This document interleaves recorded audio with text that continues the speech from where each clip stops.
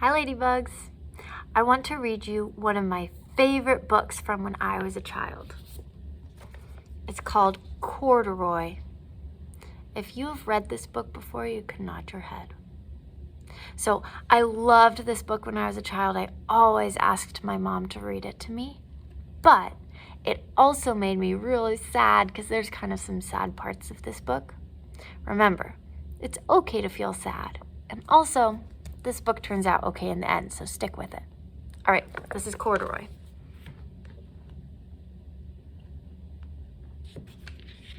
Corduroy is a bear who once lived in the toy department of a big store. Day after day, he waited with all the other animals and dolls for someone to come along and take him home. Corduroy is this bear in the middle.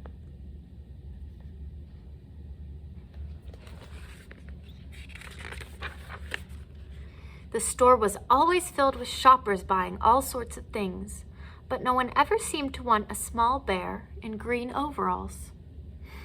Then one morning, a little girl stopped and looked straight into Corduroy's bright eyes. "Oh, Mommy," she said, "look, there's the very bear I've always wanted." "Not today, dear," her mother sighed. "I've spent too much already. Besides, he doesn't look new. He's lost the button on one of his shoulder straps."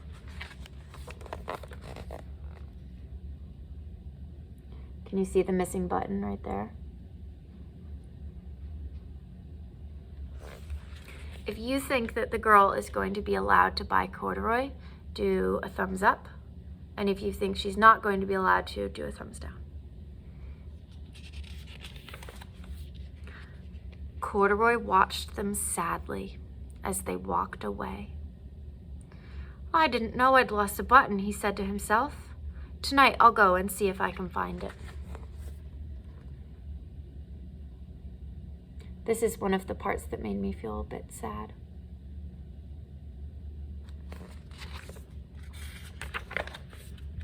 Late that evening, when all the shoppers had gone and the doors were shut and locked, Corduroy climbed carefully down from his shelf and began searching everywhere on the floor for his lost button. Do you see the lost button? I can't see it.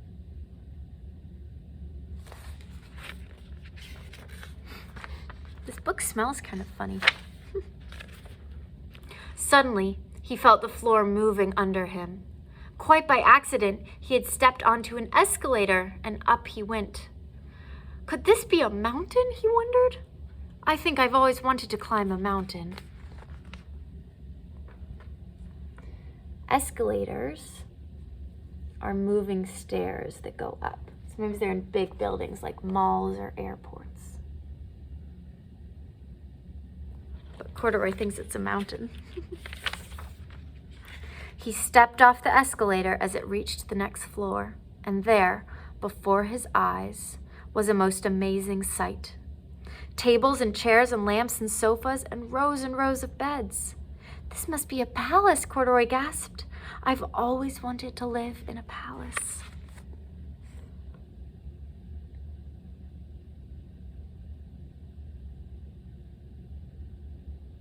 Do you think it's a palace? I don't know. He wandered around, admiring the furniture. "This must be a bed," he said. "I've always wanted to sleep in a bed." And he crawled onto a large, thick mattress. All at once, he saw something small and round. "Why, here's my button," he cried. And he tried to pick it up. But like all the other buttons on the mattress, it was tied down tight. Darn it. See, he's trying to pull up the button. Whisper to a neighbor, what color is the button that Corduroy is looking for? Whisper to somebody.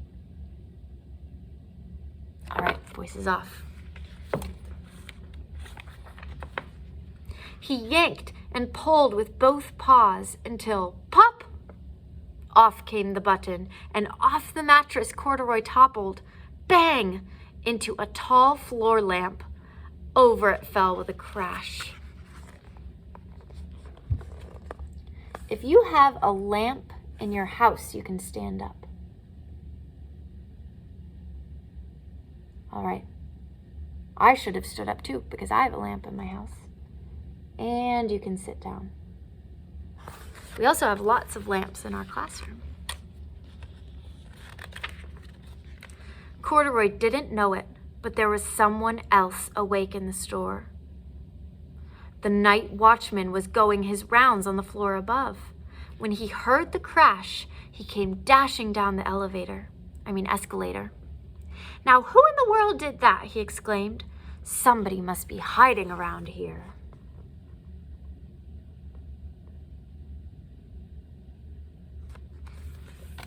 Do you think he'll find Corduroy? He flashed his light under and over sofas and beds until he came to the biggest bed of all.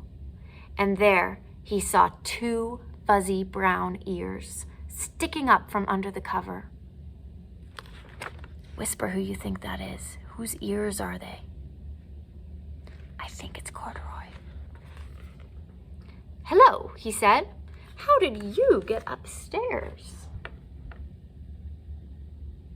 There's Corduroy's little ears. And there's Corduroy.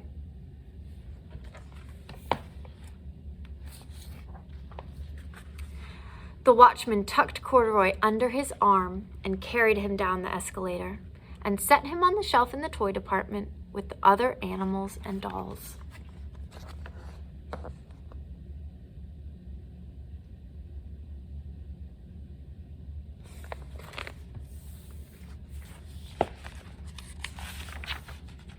Corduroy was just waking up when the first customers came into the store in the morning.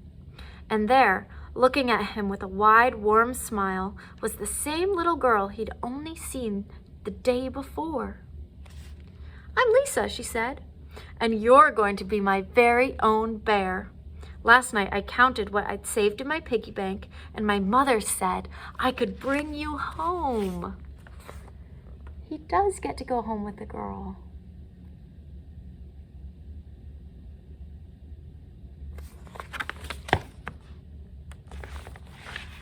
"Shall I put him in a box for you?" the saleslady asked. "Oh, no, thank you," Lisa answered, and she carried Corduroy home in her arms. She ran all the way up 4 flights of stairs into her family's apartment and straight to her own room. How do you think Lisa, the little girl, is feeling in this picture? What do you think? I think she's feeling excited. Corduroy blinked. Can you blink? There was a chair and a chest of drawers, and alongside a girl-sized bed stood a little bed, just the right size for him. The room was small, nothing like that enormous palace in the department store. "This must be home," he said. "I know I've always wanted a home." Lisa sat down with Corduroy on her lap and began to sew a button on his overalls. "I like you the way you are," she said, "but you'll be more comfortable with your shoulder strap fastened." It's cool that Lisa knows how to sew. Have you ever sewn a button? In my house, I am the person who sews all the buttons back on if they fall off. "You must be a friend," said Corduroy. "I've always wanted a friend." "Me too," said Lisa, and gave him a big hug. See, I told you it had a happy ending. That was Corduroy. Can you all give yourself a big hug? So nice. All right, bye.